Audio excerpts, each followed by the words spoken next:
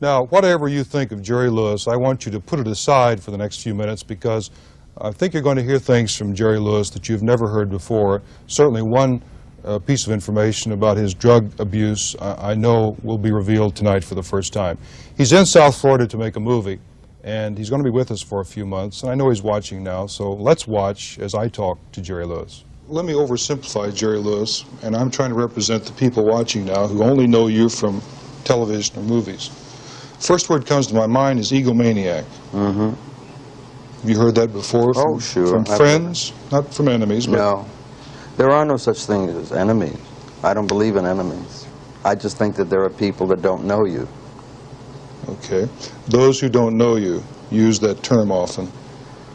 I think that you will find that I am placed in the category of some marvelous people with the term egomaniac.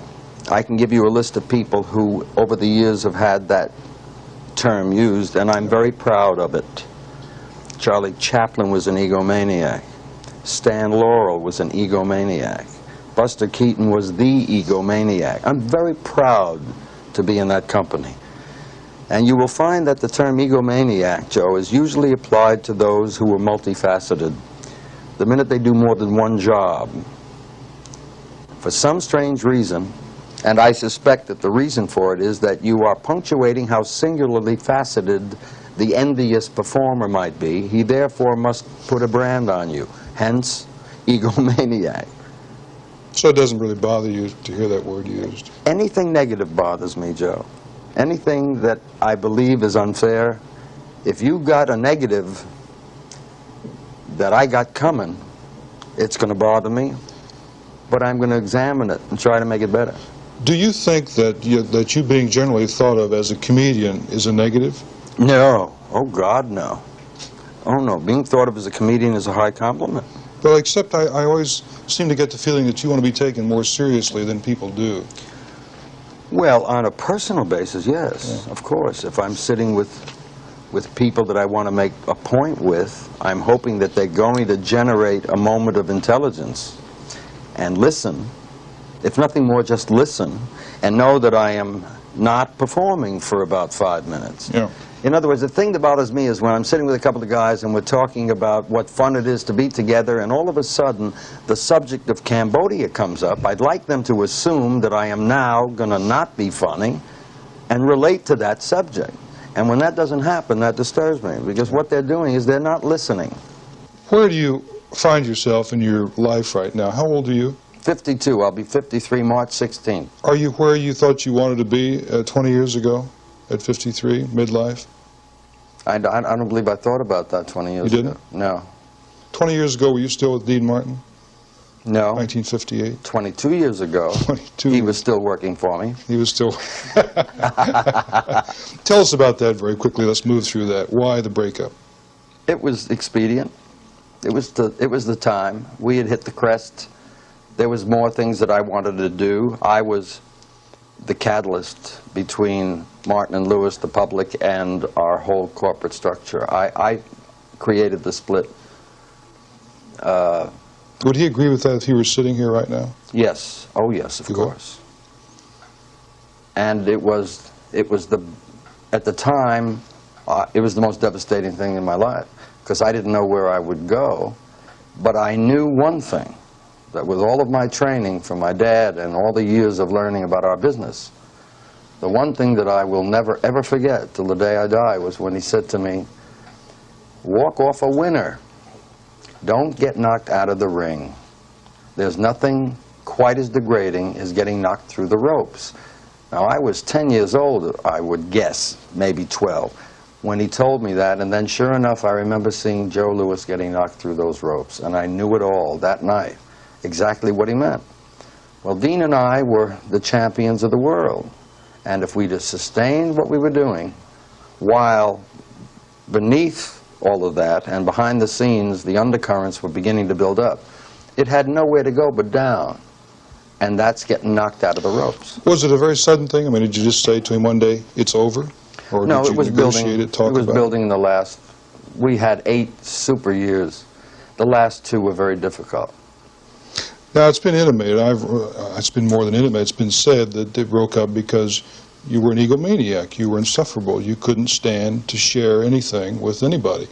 That's not true. Your number one My greatest pride was that I was working with the greatest straight man that ever lived. Why then did you not speak for so many years? Or is that true? No, that's true. I doubt very strongly if anyone had the relationship that we had would speak.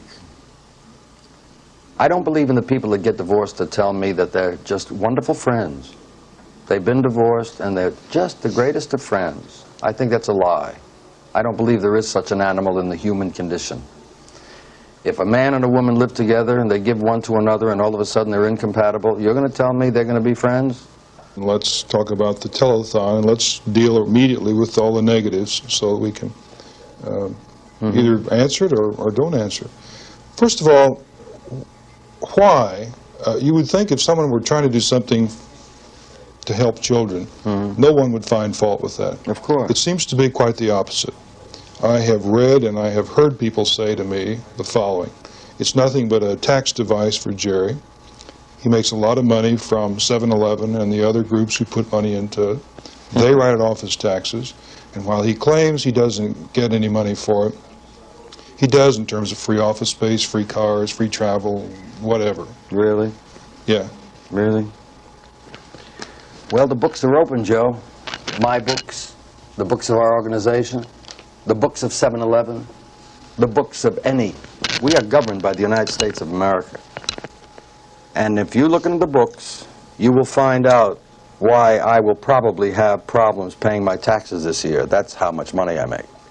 First of all, you're talking about the percentages on a scale of 100. You're talking about 4 people. Because there's 96 people that would hit you in the mouth if you ever inferred that anything that I was doing was other than exactly what it is. Now, in answer to the negative part, I raised $30 million Labor Day, my friend. That's going to save children's lives and build research centers. The American public have had 30 years to scrutinize my integrity. I stand on that record. And my books will show you that I've had to have tax problems in the last 10 years because much of the dollars that I make as a performer, I poured into the Muscular Dystrophy Association. My own dollars. Why? Because I love what I do and believe what I'm doing. How did you get into muscular dystrophy? That's nobody's business. I've never answered that, nor will I ever. That's not important. It's my own very personal secret. You seem extremely tranquil and at peace, would be the way I would put it. Thank you. I am. Well, do you want to talk about that? Talk about anything you want. Why? You seem, it's like you've gone through something and someone has noticed it. What have you gone through? Well, I had a rebirth, as it were. I've been suffering for 13 years with a very, very bad spinal injury, and that created many, many problems, many of which you might have noticed on the tube. Problems in that I had devastating pain every day of my life, and I had to live with this pain. The pain was so severe and became so bad because I broke a piece of the spinal column out, and had it gone another quarter of an inch, it would have been severed. And for 13 years and 8 months, I lived on painkillers. Really? And I became totally addicted to the painkillers. Not only that, but I was building up terrible ulcers from the toughest drug that you could take to kill pain, which is Percodan. Mm. One Percodan 13 years ago took me through a day without pain. By the time I went into the hospital on the 29th of September, I was up to 9 and 10 Percodan a day. Now that includes this last telethon we saw you That's on. correct. All of which I cannot remember. There's not very much I can remember. I'm being told now by my family and my friends and my staff and my whole operation of some of the things that I had gone through that I don't really remember. But I have visited Addicts Anonymous. They cleaned me out in Houston. They found a new way to relieve my pain without the aid of that devastating drug. The pain is lessened. It will never go away, but I will learn to live with it as it is now. They found a miracle for me. They found a medication that is non-addictive, that helps me if I do need some help from the pain. Wow. So I had 6 days in Houston under the care of the greatest man that ever lived, Dr. DeBakey. That's the day that they were releasing me from the hospital. I would not like to show you the photograph of what I looked like the day I went in. But I had gone to Houston for DeBakey, who was a heart man, but he had put all of his neurologists on me, and the best men in the world. I've seen every specialist all over the world trying to get help, and it's just nothing can be done about it.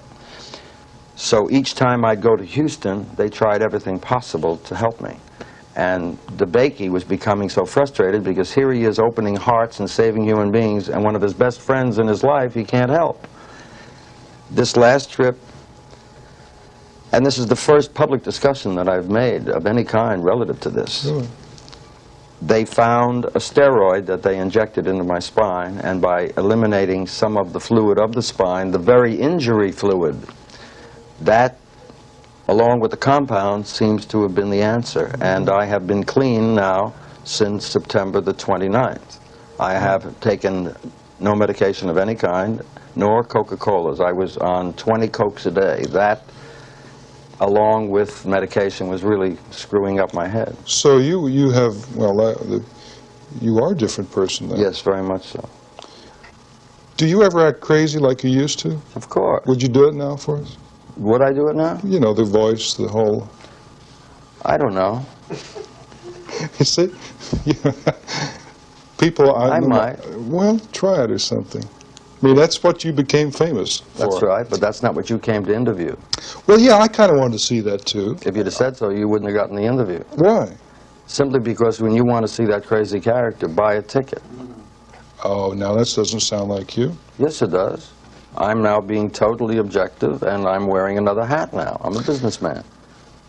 But You want a performance? Let's get an audience, get some cameras. I'll knock you right off your seat. I'll be as nutty as you ever saw. now, Jerry, that sounds too cruel and venal for you. No, but what, crew knocking you off your seat from laughter? No, wanting to charge for a moment of... Let me ask you this way. Yeah. Let me rephrase it. Okay. It might have sounded harsh. Yeah. If you were interviewing Dr. Michael DeBakey, would you ask him to cut someone's heart open for you? If I could, I mean, if it were practical. It doesn't make any sense. I would like to film an operation of his without him saying, I'll charge you my fee, my usual fee. It really is not all that easy to turn the dial. Of course not. And what I meant by pay is that I would have to show up at that committed performance and bring all of those values that are necessary to perform the craziness. But just to, yeah, sure. Well, I asked the question to get into the point. I can get crazy at any time and insane. Your camera would be over there. Your tie would be part of the lamp.